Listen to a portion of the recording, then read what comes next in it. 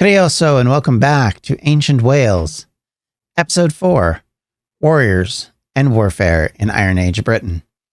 The Iron Age in Britain, as we've said previously, roughly spanned from 800 BCE to 43 CE, and it was a time of profound social and cultural change. The advent of ironworking transformed societies, enabling them to produce stronger tools and weapons.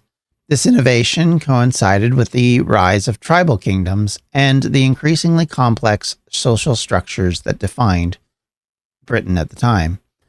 Dr. Barry Cunliffe, a prominent archaeologist specializing in Iron Age Britain, noted, quote, "The period was marked by regional diversity, but also shared cultural practices, particularly in terms of material culture, fortifications, and warfare. Particularly the culture and material exchange, which went from Switzerland all the way to the farthest parts of Ireland. There was a patchwork of traders, invaders, and mystical leaders who were leading the charge. Trade and interaction with continental Europe had shaped Britain since the Bronze Age. Goods such as wine, pottery, and metals flowed through the trade network, bringing with them new ideas and technologies. These exchanges likely influenced both material culture and languages in the British tribes." Dr. Miranda Aldhouse Green highlights, quote, "The cross-channel trade not only brought goods, but also facilitated the exchange of stories, myths, and cultural practices, enriching the oral traditions of Britain.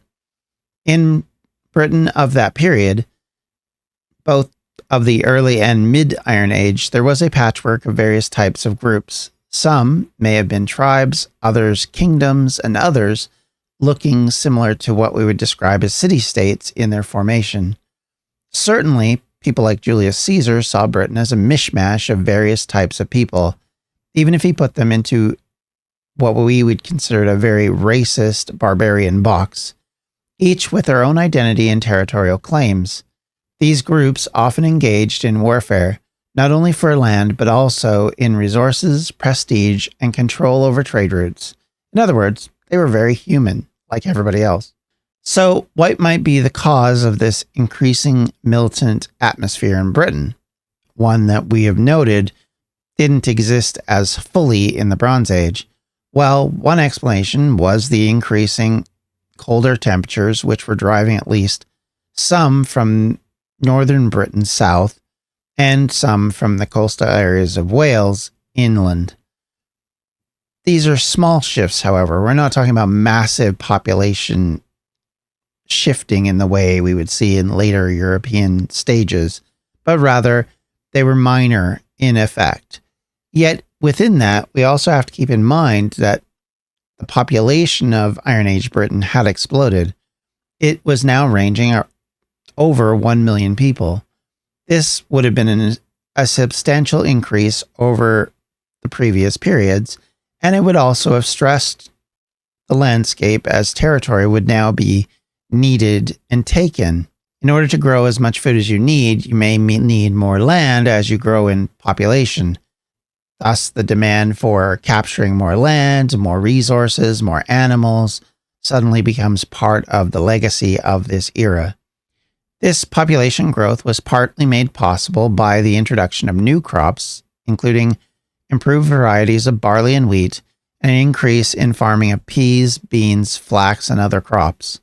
Iron tools made it easier to grow crops through their efficiency and durability. At the same time, at the turn of the 800s BCE, there was a general increase in bronze tools and weapons being placed in different locations.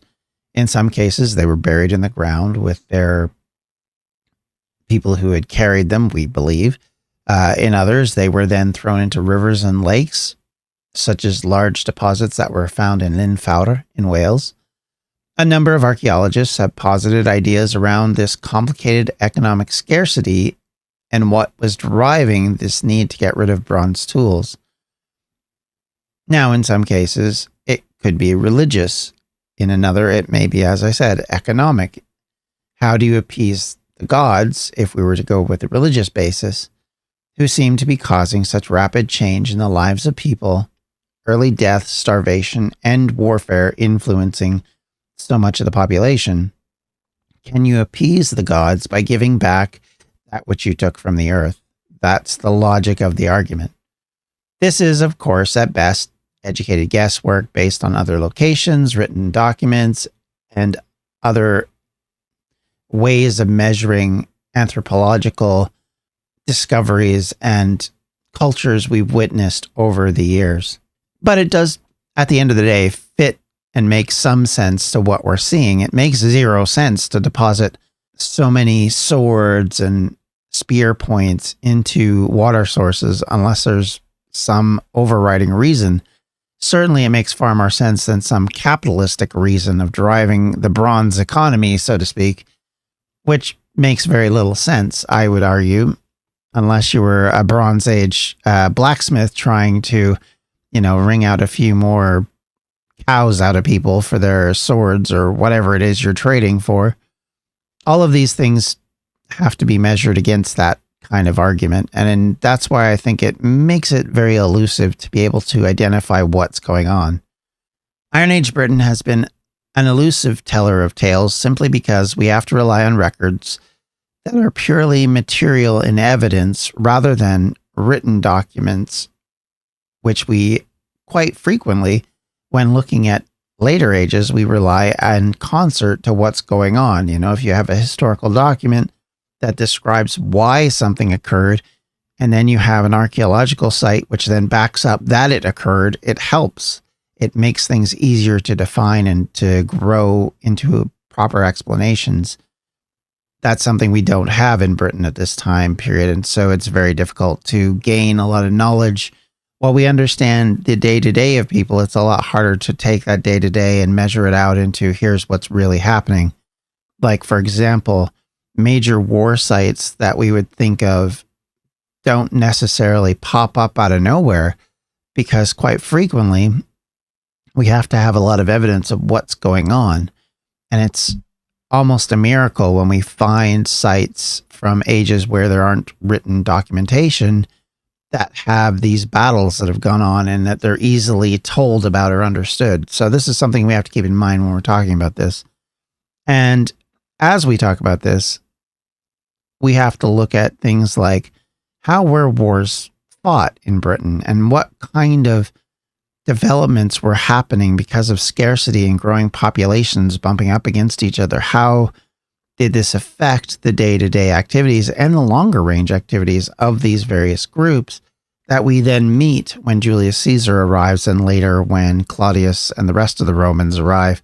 What drives what we define ancient Britain at that point? Who are the real tribes of Britain becomes one of the questions. And that we don't have solid answers to, but what we do have is material culture we can point to and say, with some sense of educated guesses, this is what we believe is going on. So, with all that in mind, let's look at how warfare generally was done in Britain. Initially, weapons were used in the Neolithic periods to fight in different ways, probably extenuating from hunting and going into battles against other groups over resources like cattle, sheep, and possibly just territory. In this period, it was largely bow and arrow, likely with flint-headed arrows, and versions of stone axes that were used in these fighting. Bodies were found at Bellisnap, Longbarrow in Gloucestershire, and Wayland's Smithy in Oxfordshire, as well as other locations in which the bodies were found to have killing blows done by axes or wounds done by arrows, showing that there had been hostile intent in what was going on. Hundreds of flint arrow heads have been found at causeways enclosures in Crickley Hill, Gloucestershire, and Hambledon Hill, Dorset, where attackers also burned the defensive palisades. So warfare was something that was fairly common, and innovation likely forced further developments and strategies. However, that was in the Neolithic period. Bows certainly were used in conflict as well as for hunting. Examples such as the Stonehenge archer was identified as a bowman because of his protective wrist guards and was shot in the back by 3 arrows and finished off at close range by another one. Though probably not the victim of violence, roughly contemporary, around 2300 BCE, the Amblesbury archer was also buried with wrist guards and a fine grouping of flint arrowheads. Probably arrows, but they decompose over time, so all that's left is the arrowheads and his other grave goods. However, signs of new metalworking technology would change that and would change warfare forever. In Britain, we find that some Bronze Age implements that were used in warfare did not exist, or weren't found, at least as far as we've been able to discover. Things like helmets, chest armor, and greaves, which are forearm and wrist protectors in bronze, did not exist in Britain. However, swords, daggers, arrowheads, and spears were now in bronze. The pointed ends of warfare were all about the new technology, even if the protection was not. In the Bronze Age, as weapons grew in use, there were some degree of territorial specialization, with swords used in the north, sword and spears in the southeast, and mainly spears in the southwest and Midlands of Britain. This may have been for a multitude of reasons, but that drove innovation around how these weapons were used and what would be used in the Iron Age.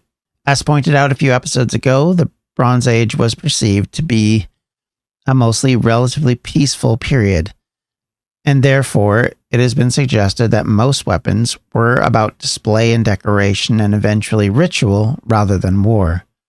Why do archaeologists think that way? Well, the reason is that conflict, although probably socially significant, may have been performative rather than destructive on a very local scale. This is because there was little evidence to associate infrastructure of warfare, such as Bronze Age grave sites that do not feature violent deaths, or the lacking of border markings and ditches being dug as defensive features, which also appear to be few and far between, unlike the Bronze Age, when they become much more frequently used and become, as you might say in modern parlance, a feature and not a bug. Once we are in the Iron Age, we see the intensification, however, of conflict, warfare, and burials that feature people who died by violence. The Iron Age traditionally is seen as an age of warfare, though even saying that, there is evidence of people who were killed or died through means that had nothing to do with warfare. So it's not like this was an immediate, everybody died by fighting. It was a case that there was a larger percentage that died through fighting, not necessarily everybody, and certainly more than in the last 1,000 years prior. For example, we see the emergence of what are called warrior burials, which over 100 have been identified. Interestingly, approximately half of these come from a single part of Britain in East Yorkshire. One would imagine that there would have been battles elsewhere, but this is a site where, at least it looks like, major conflict took place. Weapons recovered from burial sites and hoards, such as swords, spears, and shields, reveal the craftsmanship and technological sophistication of Iron Age warriors. These items were often decorated, suggesting that they held symbolic as well as practical value. Tacitus, the Roman historian, writing in the 1st century CE, provides a vivid picture of a British warrior. Quote, "They fight with swords and small shields. Their chariots are driven with remarkable skill." End quote. While Tacitus wrote with a Roman bias, his accounts provide valuable, albeit filtered, insights into the martial practices of Iron Age Britons, at least around the 1st century AD. Remains of late Iron Age 2-horse chariots have been found in East Yorkshire, and at least 2 accompanied burials of women, while a horde of showy chariot horse trappings have been discovered near Stanwick, Iron Age fortifications also in Yorkshire.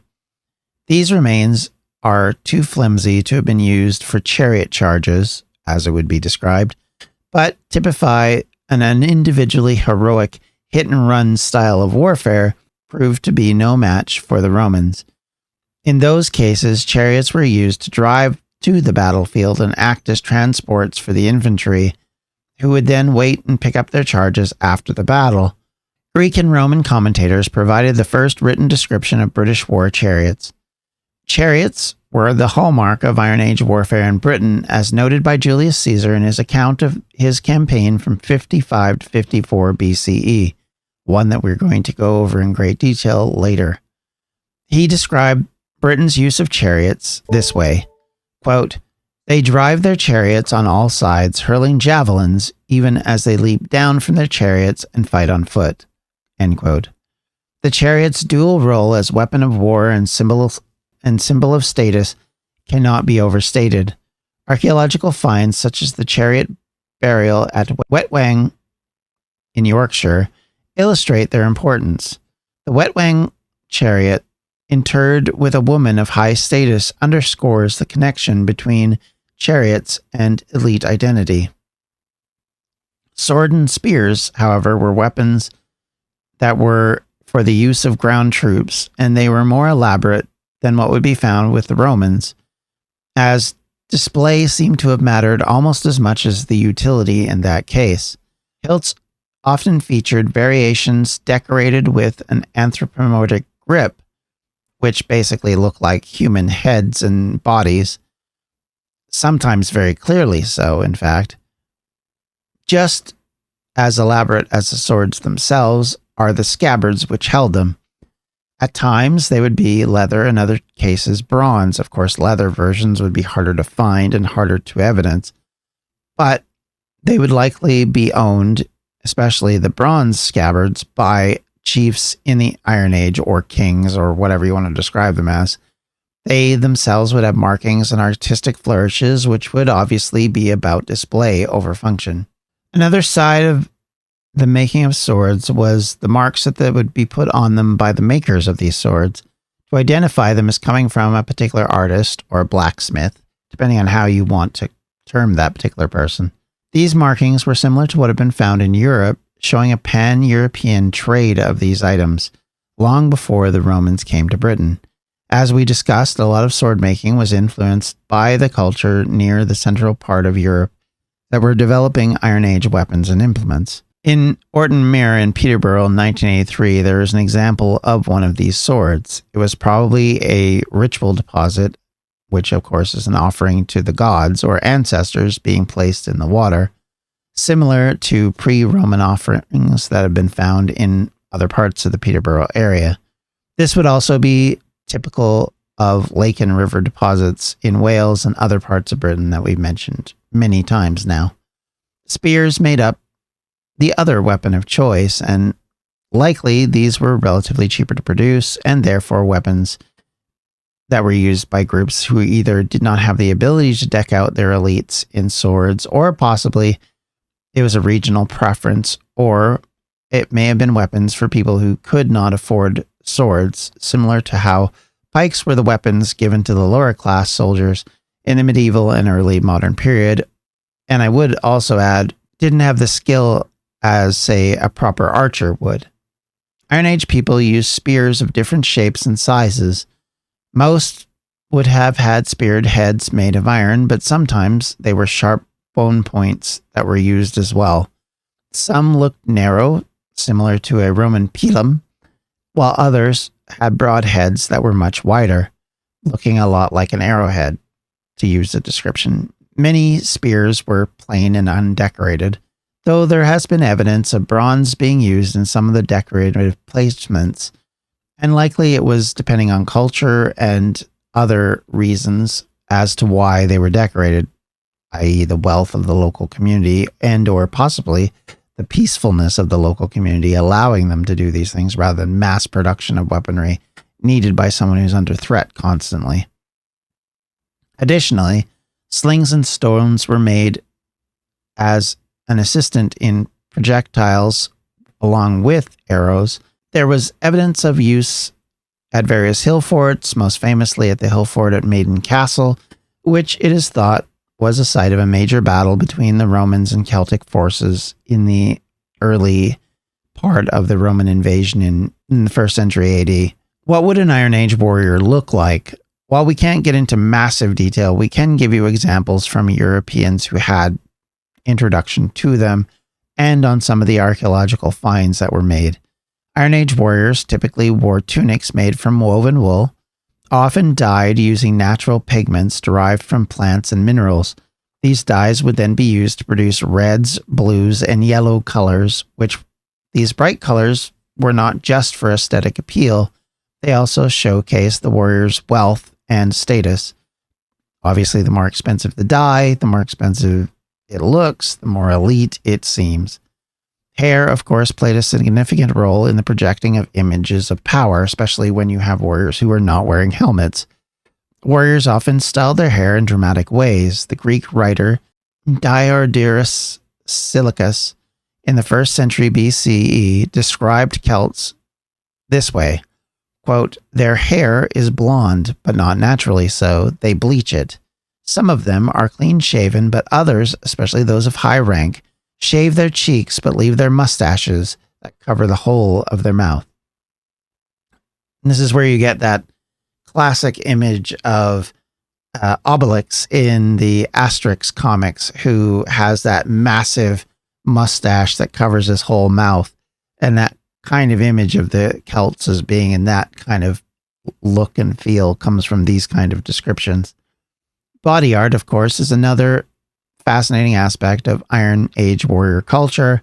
Julius Caesar himself mentioned the use of woad as body paint, although modern scholars have debated the accuracy of this claim. There is strong evidence, however, of the use of tattoos and painted designs in Iron Age societies. So it's not like it wasn't. It's just there's a debate about how much or in what way. And these likely had ritualistic and symbolic significance. This is something we'll probably go into in the next episode when we talk about religion and mythology and how it affects so much of Iron Age Britain at the time. Jewelry also was common amongst warriors. The introduction of the torque, the brass or bronze hoop that would go around the neck of someone. These ornamented neck rings were made from twisted metal. Sometimes they would be solid, but sometimes they would have twisted pieces that would make up it. And it was a status symbol that could also be considered to have magical or religious connotations and showed that the wearer was someone of importance. An elite warrior and or chieftain or king would wear a torque. It would be symbolic, similar to a crown, I guess, if you wanted to describe it as such. And in that way, it's a very elaborate display item to go along with all the other bits of presentation that are being made. So in the long run, when we're talking about warfare and how it was done in Britain, keep in mind that some of it was done in a display method. The show was as important as the actual battle. But it doesn't mean that there weren't battles. It doesn't mean that there were not fighting that was just as important. You have battles that are being done to try and take over territory, to take religious sites of worship, maybe to take cattle and resources away from people, to possibly punish people for doing these kind of things. There's so many different reasons for them that we can't even know necessarily, but we can make assumptions based on other cultures and societies where this very much does go on.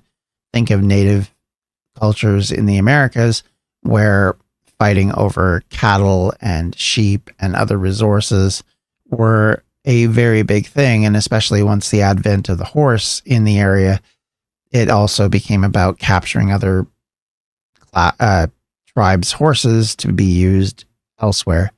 So all of these things are important, and it's seen in some respects as both important for economics, but also probably important in ritual ways that we don't fully understand or know, and something that we'll have to continue to look into. And like I said, we'll start to get into the religious and ritual aspects of all this in the next episode next month.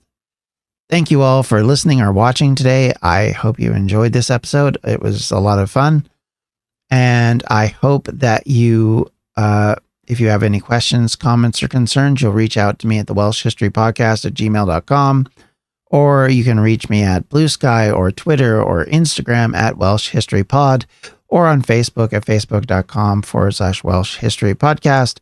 And of course, as always, if you want to help the podcast out, consider donating to our Patreon at patreon.com/Welsh History.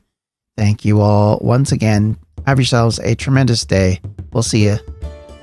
Welsh History Podcast is a member of the Evergreen Podcast Network. To find more information on them, you can do so at evergreenpodcast.com. Thanks for listening.